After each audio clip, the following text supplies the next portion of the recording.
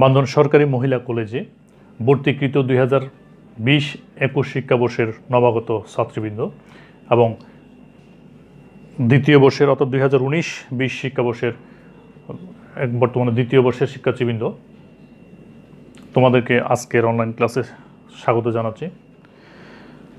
আমি রামপদ দে, প্রভাষক রসায়ন, বান্দরবান সরকারি মহিলা কলেজ। প্রিয় শিক্ষার্থীবৃন্দ, আজকে এই প্রথম এবং দ্বিতীয় বর্ষ উভয়ের জন্যেই মূলত আমার এই ক্লাস। আমরা আজকে রসায়ন দ্বিতীয় পত্রের তড়িৎ রসায়ন নিয়ে আলোচনা করব। প্রিয় শিক্ষার্থীবৃন্দ, কথা না বাড়িয়ে সরাসরি আমরা পাঠে চলে যাই। প্রিয় শিক্ষার্থীবৃন্দ, আজকে আমরা রসায়ন দ্বিতীয় পত্রের তড়িৎ রসায়ন নিয়ে আলোচনা করব। তড়িৎ রসায়ন।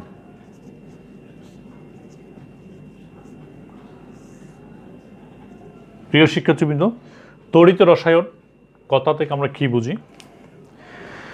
দেখো, রাসায়নিক বিক্রিয়ার ফলে তড়িৎ শক্তি উৎপন্ন হয়, আবার অনেক ক্ষেত্রে তড়িৎ প্রবাহের ফলে রাসায়নিক বিক্রিয়া ঘটে।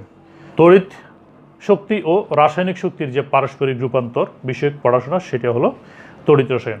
প্রিয় শিক্ষার্থীবৃন্দ, ঘরে যখন আমরা বৈদ্যুতিক সুইচ অন করি তখন লাইট জ্বলে, ফ্যান চলে, অর্থাৎ ধাতব তারের মধ্য দিয়ে অর্থাৎ কপার তারের মধ্য দিয়ে তড়িৎ প্রবাহিত হয় বলে লাইট, ফ্যান ইত্যাদি চলে। প্রকৃতপক্ষে ইলেকট্রনের প্রবাহই হলো তড়িৎ প্রবাহ। প্রিয় শিক্ষার্থীবৃন্দ, দেখো, আমাদের যে বাড়িতে যে লাইট, ফ্যান জ্বলে, সেই যে তারগুলো ওয়ারিং করা আছে সেগুলো মূলত কপারের তার, ঠিক আছে? তাহলে বিভিন্ন পরিবাহী আছে, যেমন ধাতব পরিবাহী, বিভিন্ন আয়নিক বিগলিত বা দ্রবীভূত তড়িৎ বিশিষ্ট পরিবাহী। আবার সব পদার্থ তড়িৎ পরিবহন করে না।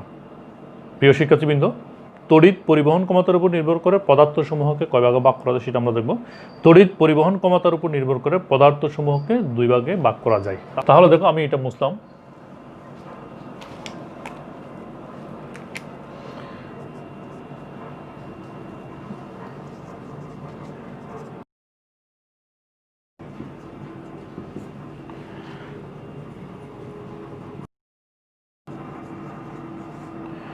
প্রিয় শিক্ষার্থীবৃন্দ, তড়িৎ পরিবহন ক্ষমতার উপর ভিত্তি করে পদার্থসমূহকে দুই ভাগে ভাগ করা যায়।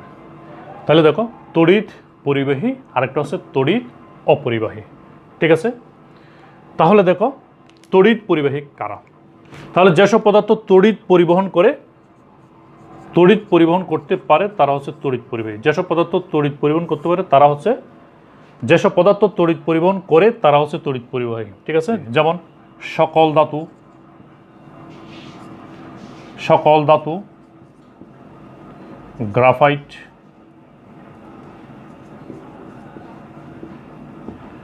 বিগলিত বা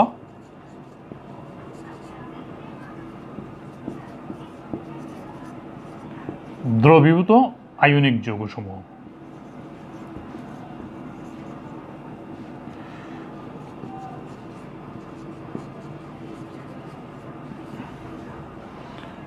তাহলে সকল ধাতু, গ্রাফাইট, বিগলিত বা দ্রবীভূত আয়নিক যৌগসমূহ তোমার তড়িৎ পরিবহন করে, ঠিক আছে? সেই জন্য এরা হচ্ছে তড়িৎ পরিবাহী।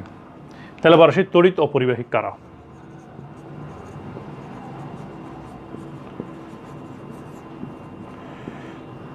তড়িৎ অপরিবাহী অর্থাৎ যেসব পদার্থ তড়িৎ পরিবহন করতে পারে না তারা হচ্ছে তড়িৎ অপরিবাহী, ঠিক আছে?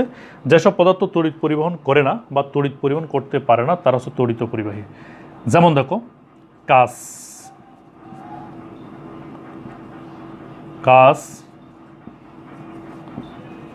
প্লাস্টিক, রাবার,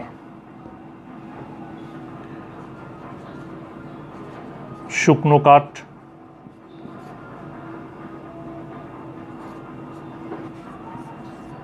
হীরক, চিনি,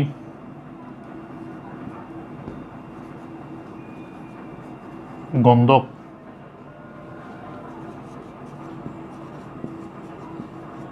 তারপিন তেল, পেট্রোল।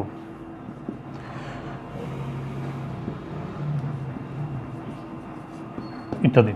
তাহলে কাঁচ, প্লাস্টিক, রাবার, শুকনো কাঠ, হীরক, চিনি, গন্ধক, তার, পিন্টাল, পেট্রোল ইত্যাদি তড়িৎ পরিবহন করতে পারে না, তড়িৎ পরিবহন করে না, সেই জন্য এগুলো হলো তড়িৎ পরিবাহী।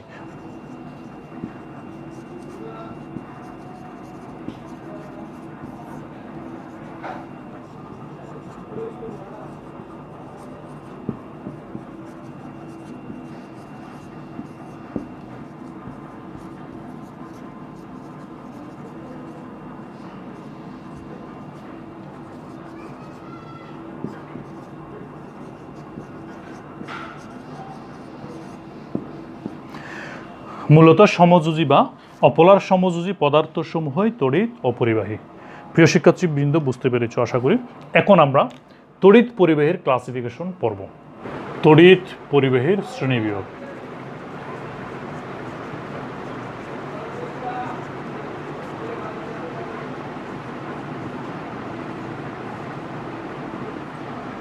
তাহলে দেখো, তড়িৎ পরিবাহীর শ্রেণীবিভাগ, ঠিক আছে। তাহলে তড়িৎ পরিবহন কৌশলের উপর ভিত্তি করে তড়িৎ পরিবাহী সমূহকে প্রধানত দুই ভাগে ভাগ করা হয়। তড়িৎ পরিবহন কৌশলের উপর ভিত্তি করে তড়িৎ পরিবাহী সমূহকে প্রধানত দুই ভাগে ভাগ করা যায়। তাহলে আমরা দেখি,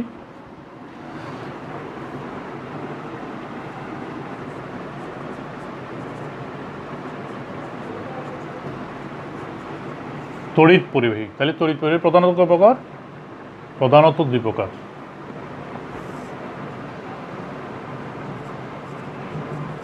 দাতব বা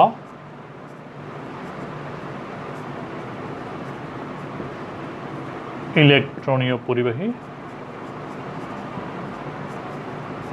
দুই নম্বর হলো তড়িৎ বিশ্লেষ্য বা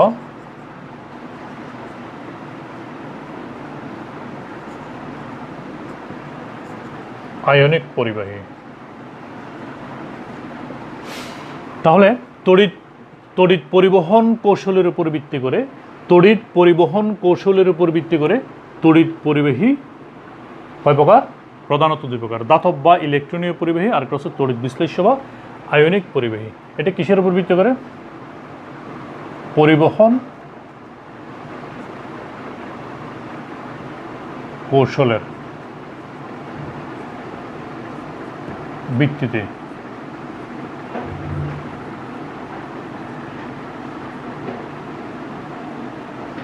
দুই প্রকার।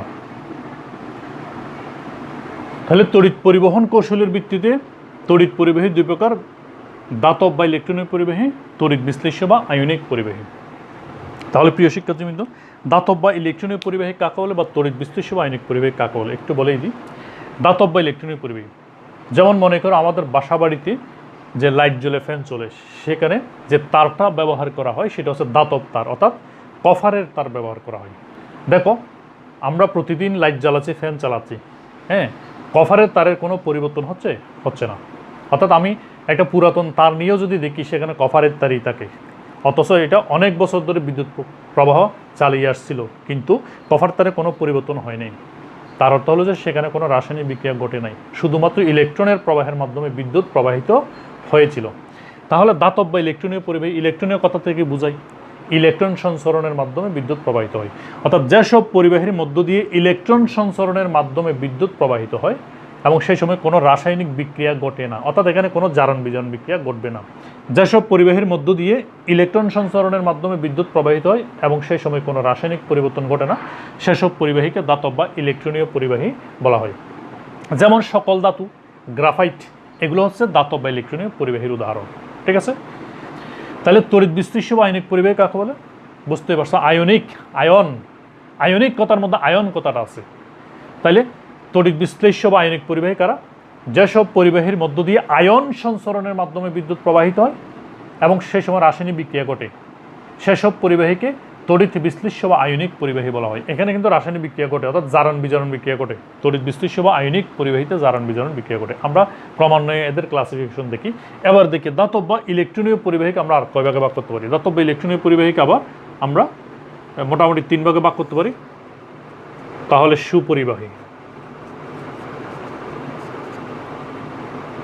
সুপরিবাহী।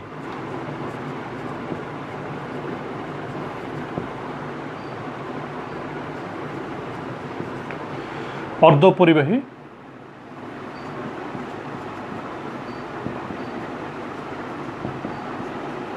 সুপার পরিবাহী। তাহলে ধাতব বা ইলেকট্রনীয় পরিবাহীকে আমরা আবার 3 ভাগে ভাগ করতে পারি: সুপরিবাহী, অর্ধপরিবাহী, সুপার পরিবাহী। ঠিক আছে, তাহলে দেখো সুপরিবাহী কারা। সুপরিবাহী কারা অর্থাৎ যেসব পদার্থের মধ্য দিয়ে, অর্থাৎ যেসব পরিবাহীর মধ্য দিয়ে খুব ভালো পরিমাণে, খুব সহজে অধিক পরিমাণে বিদ্যুৎ প্রবাহিত হয়, তারা হচ্ছে সুপরিবাহী। অর্থাৎ যেসব পরিবাহীর মধ্য দিয়ে খুব সহজে অধিক মাত্রায় বিদ্যুৎ প্রবাহিত হয় তাদেরকে সুপরিবাহী বলা হয়। যেমন এটার উদাহরণ হলো সকল ধাতু, তারা ইলেকট্রন সঞ্চালনের মধ্যে বিদ্যুৎ প্রবাহিত করে। অর্ধপরিবাহী হলো অপধাতু সমূহ, যেমন সিলিকন, জার্মেনিয়াম। ঠিক আছে, সিলিকন, জার্মেনিয়াম এগুলো হলো অপধাতু। অপধাতু কারা? যাদের বৈশিষ্ট্য ধাতু এবং অধাতুর মাঝামাঝি, তারা হচ্ছে অপধাতু।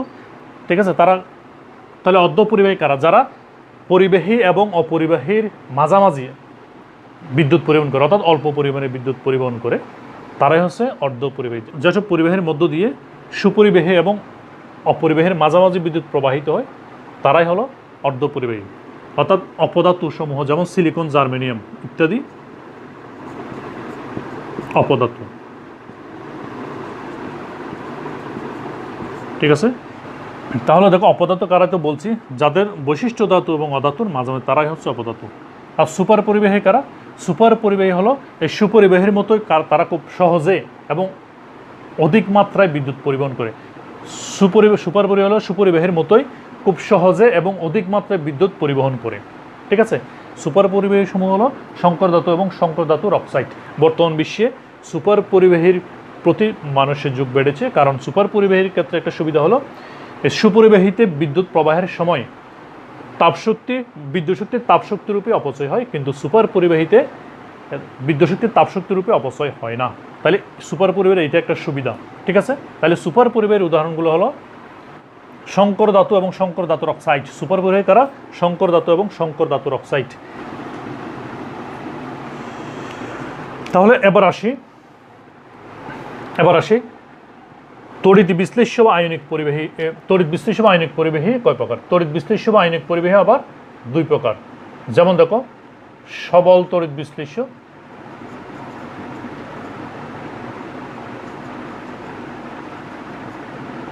আরেকটা হলো দুর্বল তড়িৎ বিশ্লেষ্য।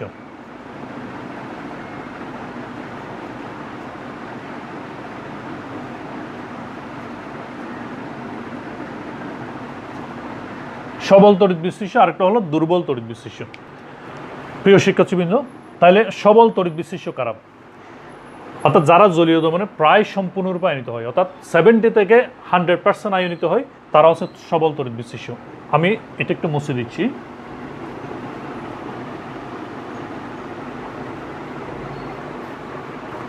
তাহলে সবল তড়িৎ বিশ্লেষ্য কারা? যারা জলীয় দমনে প্রায় সম্পূর্ণরূপে বিয়োজিত হয়, প্রায় কত থেকে 70 থেকে 100% বিয়োজিত হয়, তারা হচ্ছে সবল তড়িৎ বিশ্লেষ্য। ঠিক আছে, বিশেষ করে আয়নিক যৌগসমূহ। ঠিক আছে, আয়নিক অর্থাৎ বিগলিত বা দ্রবীভূত আয়নিক যৌগসমূহ। ঠিক আছে, সবল তড়িৎ বিশ্লেষ্য। যারা জলীয় দমনে প্রায় সম্পূর্ণরূপে বিয়োজিত হয়, অর্থাৎ 70 থেকে 100% বিয়োজিত হয়, তারাই হচ্ছে সবল তড়িৎ বিশ্লেষ্য। সকল আয়নিক যৌগ, ঠিক আছে, যেমন আমি এদিকে লিখতেছি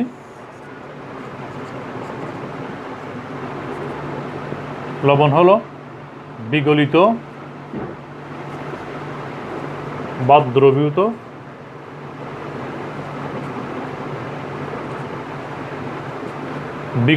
দ্রবীভূত প্রায় সকল লবণ, যেমন সোডিয়াম ক্লোরাইড, পটাশিয়াম ক্লোরাইড ইত্যাদি। তীব্র অ্যাসিড কারা? HCl, H2SO4, HNO3, HClO4 HBrSi ইত্যাদি।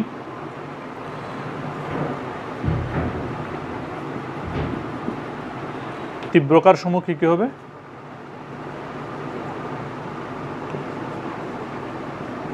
Sodium hydroxide, potassium hydroxide, calcium hydroxide ইত্যাদি। লবণ আমরা চাইলে আরও লিখতে পারি, যেমন মনে করো কপার সালফেট,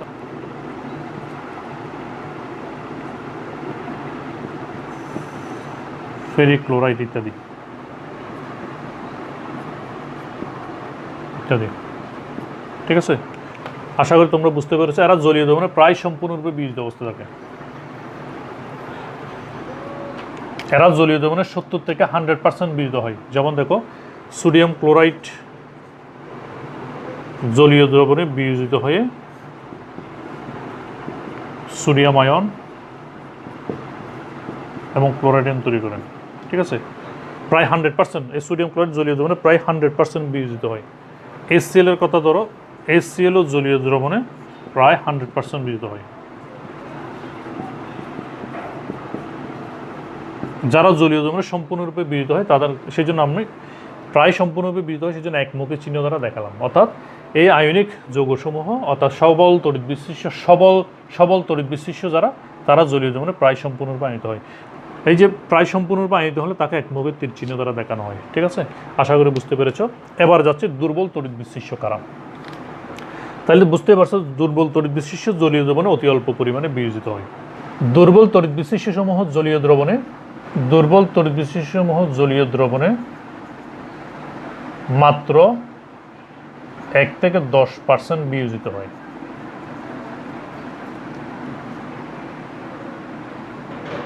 যেসব আয়নিক পরিবাহী জলীয় দ্রবণে অতি অল্প মাত্রায়, অর্থাৎ 1 থেকে 10% বিয়োজিত হয়, তারা হচ্ছে দুর্বল তড়িৎ বিশিষ্ট।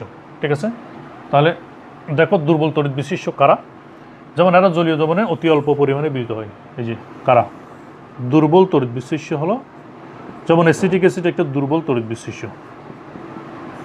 ঠিক আছে, এরা জলীয় দ্রবণে অতি অল্প পরিমাণে বিয়োজিত হয়, এই জন্য এটাকে উভমুখী চিহ্ন দিলাম।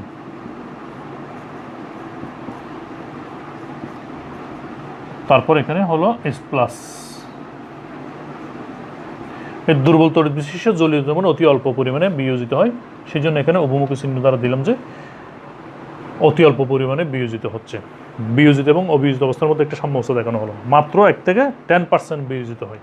ঠিক আছে, মৃদু তড়িৎ বিশিষ্ট কারা, তারা হলো দুর্বল অ্যাসিড হতে পারে। দুর্বল অ্যাসিড দুর্বল কার? দুর্বল অ্যাসিড যেমন জৈব অ্যাসিড সমূহ। দুর্বল অ্যাসিড জৈব অ্যাসিড সমূহ যেমন কি হতে পারে? অ্যাসিটিক অ্যাসিড আছে, অ্যাসিটিক অ্যাসিড, ফর্মিক অ্যাসিড,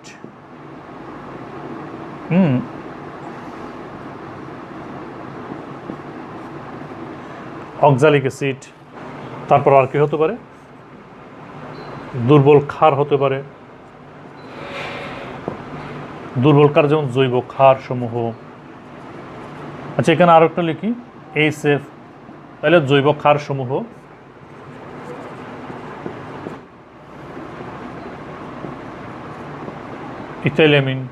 ইথাইলেমিন একটা দুর্বল ক্ষার, এবং অজৈব ক্ষার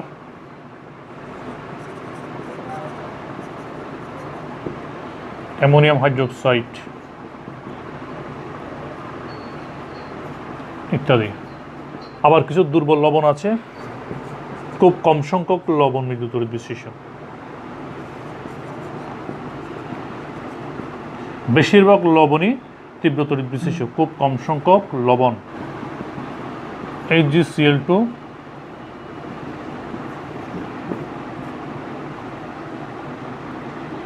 ল্যাট অ্যাসিটেট ইত্যাদি, এগুলো হচ্ছে দুর্বল তড়িৎ বিশিষ্ট। তাহলে প্রিয় শিক্ষার্থীবৃন্দ, আশা করি বুঝতে পেরেছ। এবার তাইলে তড়িৎ অবিশ্লিষ্ট কারা?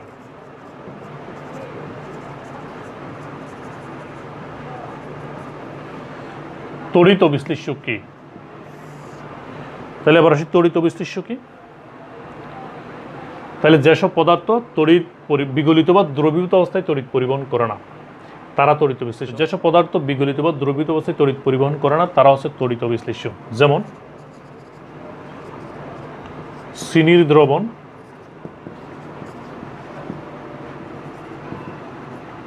তরল হাইড্রোকার্বন সমূহ,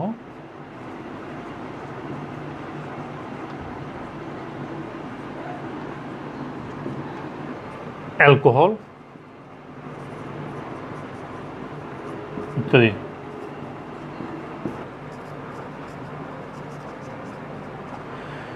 প্রিয় শিক্ষার্থীবৃন্দ, এবার আমরা দাতব বা ইলেকট্রনীয় পরিবাহী ও আয়নিক বা তড়িৎ বিশ্লেষ্য পরিবাহীর পার্থক্য জানব। ঠিক আছে, আমরা ইতিমধ্যেই জেনে গিয়েছি বিভিন্ন সংজ্ঞাগুলো। তাহলে দাতব বা ইলেকট্রনীয় পরিবাহী কাকে বলে? যেসব পদার্থের মধ্য দিয়ে ইলেকট্রন সঞ্চালনের মাধ্যমে বিদ্যুৎ প্রবাহিত হয় তাদেরকে দাতব বা ইলেকট্রনীয় পরিবাহী বলা হয়। আর যেসব পদার্থ বিগলিত বা দ্রবীভূত অবস্থায় আয়ন সঞ্চালনের মাধ্যমে তড়িৎ পরিবহন করে তাদেরকে তড়িৎ বিশ্লেষ্য পরিবাহী বলা হয়। তাহলে দাতব বা ইলেকট্রনীয় পরিবাহীর ক্ষেত্রে কোনো রাসায়নিক পরিবর্তন ঘটে না, অর্থাৎ এখানে কোনো রাসায়নিক বিক্রিয়া হয় না। অপরদিকে তড়িৎ বিশ্লেষ্য বা আয়নিক পরিবাহীর মধ্যে বিদ্যুৎ পরিবহনকালে রাসায়নিক পরিবর্তন ঘটে, অর্থাৎ এখানে জারণ বিজারণ বিক্রিয়া হয়। ঠিক আছে, তাহলে দাতব বা ইলেকট্রনীয় পরিবাহী কুলম্বের সূত্র মেনে চলে, আর তড়িৎ বিশ্লেষ্য বা আয়নিক পরিবাহী ফ্যারাডের সূত্র মেনে চলে। তাপমাত্রা বৃদ্ধি করলে দাতব পরিবাহীর পরিবাহিতা হ্রাস হয়, কারণ ইলেকট্রনগুলো কম্পনশীল হওয়ার কারণে তাতে রোতে বেড়ে যায়, সেই জন্য দাতব পরিবাহীর ক্ষেত্রে পরিবাহিতা হ্রাস পায়। আর তাপমাত্রা বাড়ালে আয়নিক বা তড়িৎ বিশ্লেষ্য পরিবাহীর পরিবাহিতা বৃদ্ধি হয়, কারণ তাপমাত্রা বাড়ালে তড়িৎ বিশ্লেষ্য পরিবাহী দ্রাব্যতা বেড়ে যায়, ফলে আয়ন আরও বেশি, আর আয়নের সঞ্চালনশীলতা বেড়ে যায়, ফলে তড়িৎ বিশ্লেষ্য পরিবাহীর ক্ষেত্রে তাপমাত্রা বাড়ালে পরিবাহিতা বৃদ্ধি পায়। তাহলে আমরা দেখলাম যে যেহেতু দাতব বা ইলেকট্রনীয় পরিবাহীতে কোনোরূপ রাসায়নিক বিক্রিয়া ঘটে না, সেই জন্য দাতব বা ইলেকট্রনীয় পরিবাহীতে বিদ্যুৎ পরিবহনের যে প্রক্রিয়াটা সেটাকে আমরা ভৌত প্রক্রিয়া বলবো। তাহলে দাতব বা ইলেকট্রনীয় পরিবাহীর বিদ্যুৎ পরিবহন প্রক্রিয়াটি হচ্ছে ভৌত প্রক্রিয়া, আর তড়িৎ বিশ্লেষ্য বা আয়নিক পরিবাহীর বিদ্যুৎ পরিবহন প্রক্রিয়াটি একটা রাসায়নিক প্রক্রিয়া, কারণ সেখানে রাসায়নিক পরিবর্তন ঘটে। আশা করি তোমরা এটা লিখতে পারবে। এটা মূলত খ নম্বর প্রশ্নে আসবে। প্রিয় শিক্ষার্থীবৃন্দ, তাহলে আমরা এখন প্রথম থেকে আর একটু জেনে নিই। তাহলে তড়িৎ রসায়নের আলোচ্য বিষয়, রাসায়নিক বিক্রিয়ার ফলে তড়িৎ শক্তি উৎপন্ন হয়, আবার তড়িৎ শক্তি প্রবাহিত করলে রাসায়নিক বিক্রিয়া সংঘটিত হয়। পদার্থকে আমরা দুই ভাগে ভাগ করি, তড়িৎ পরিবাহী এবং অপরিবাহী। পরিবাহী কি, অপরিবাহী কি আমরা জেনেছি। আবার তড়িৎ পরিবাহীকে প্রধানত দুই ভাগে ভাগ করা হয়, দাতব ইলেকট্রনীয় পরিবাহী, তড়িৎ বিশ্লেষ্য বা আয়নিক পরিবাহী। দাতব ইলেকট্রনীয় পরিবাহী সংজ্ঞা পরীক্ষায় কতে আসতে পারে। তারপরে দাতব ইলেকট্রনীয় পরিবাহী, তড়িৎ বিশ্লেষ্য বা আয়নিক পরিবাহী এবং এদের ক্লাসিফিকেশনের সংজ্ঞাগুলো জেনে নিবা। ঠিক আছে, তড়িৎ বিশ্লেষ্য পরিবাহী কি, তড়িৎ বিশ্লেষ্য পরিবাহী কি, সেগুলো জেনে নিবা। সংজ্ঞা আমরা আলোচনায় সেগুলো বলেছি। আর দাতব বা ইলেকট্রনীয় পরিবাহীর, দাতব পরিবাহী এবং তড়িৎ বিশ্লেষ্য পরিবাহীর পার্থক্য তোমরা আশা করি বুঝে গেছো। তাহলে প্রিয় শিক্ষার্থীবৃন্দ, আজকে এতটুকুই থাকলো। তোমরা এই ক্লাসটা প্রয়োজনে ভিডিওটা একটু পজ করে থামিয়ে তোমরা এগুলো একটু নোট করে নেবা। আমি অনেক সংজ্ঞাগুলো লিখে নেই, মুখে বলেছি, সেই সংজ্ঞাগুলো তোমরা আমার শুনে লিখে নিবা এবং সুন্দর করে নোট করে পড়াশোনা করো। কোনো জায়গায় যদি না বুঝো আমাদেরকে তোমরা কমেন্ট করো অথবা ফোন করে জেনাও।